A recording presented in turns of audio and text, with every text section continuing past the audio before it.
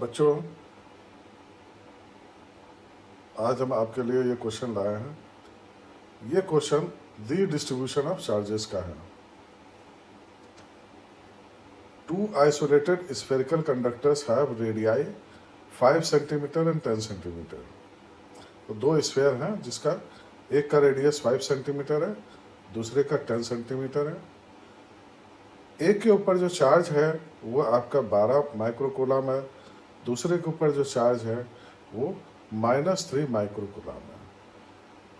अब हमने इन दोनों अगर करना चाहिए कंडक्टर्स को एक वायर से जोड़ दिया, then find the common potential after redistribution. तो जब आप इसको वायर से जोड़ोगे तो क्या होगा कि चार्जेस जो है वो रीडिस्ट्रीब्यूट होंगे, एंड ये रीडिस्ट्रीब्यूशन तब तक होगा जब तक दोनों का पोटेंशियल, यानी कि स्मॉल स्फेयर का और लार्ज स्फेयर का दोनों का पोटेंशियल जब तक बराबर नहीं हो जाता, तब तक जो है ये रीडिस्ट्रीब्यूशन, यानी एक स्फेयर से दूसरे स्फेयर तक ये चार्ज जो है फ्लो करेगा। इसमें सबसे पहले जो हमें देखना है कि ये जो चार्ज है आपका नेट चार्ज है क्या। नेट चार्ज क्या है?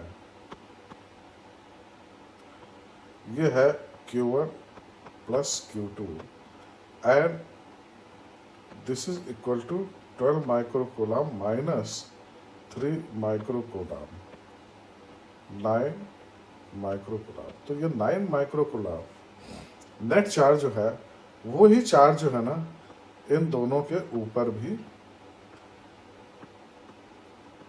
रहेगा। क्यों? Law of conservation of charges. Charge आपका रीडिस्ट्रीब्यूट होगा बट नेट चार्ज जो है दैट विल रिमेन सेम। अच्छा, आपको पता है कि स्फेयर का कैपेसिटर क्या होता है? स्फेयर का जो कैपेसिटर होता है, कैपेसिटेंस ये होता है 4 पाई एप्सिलॉन 0 R। इसका मतलब आपका जो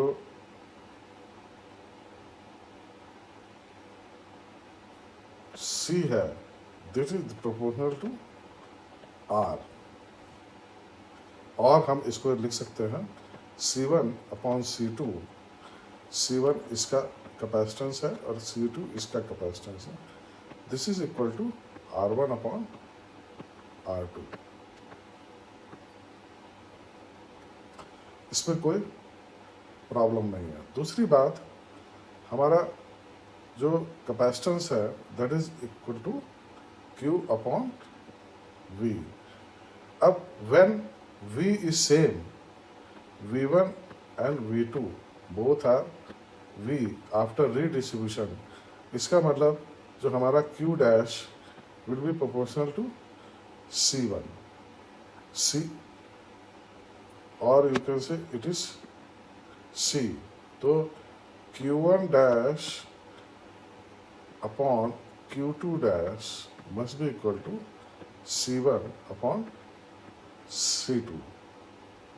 और हम इसको ये भी लिख सकते हैं कि Q1 dash upon Q2 dash equal to R1 upon R2। क्यों? Because of this equation. Correct? तो इसका मतलब क्या हुआ कि जो हमारा Q1 डैश है that will be equal to C1 upon C1 plus C2 into Q1 plus Q2, that is that charge, और R1 upon R1 plus R2 Q1 plus Q2। Similarly, Q2 dash will be equal to R2 upon R1 plus R2 Q1 plus Q2। तो दोनों पे charges क्या हो जाएंगे, charges देखेंगे तो charges आपके हो जाएंगे, ये आपका जो रेडियस है that is 5 upon this 10, 5 + 10 into 9, ये हो जाएगा आपका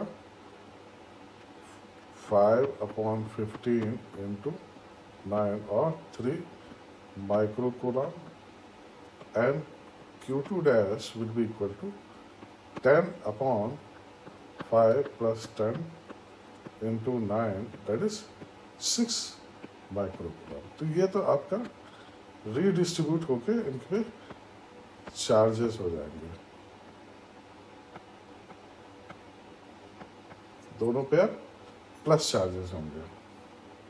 अब पोटेंशियल क्या होगा, potential V common potential, common potential जो है ना वो क्या हो जाएगा आपका total charge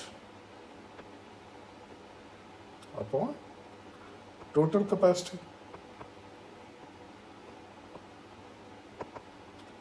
and this will be equal to Q1 + Q2 upon C1 + C2, correct.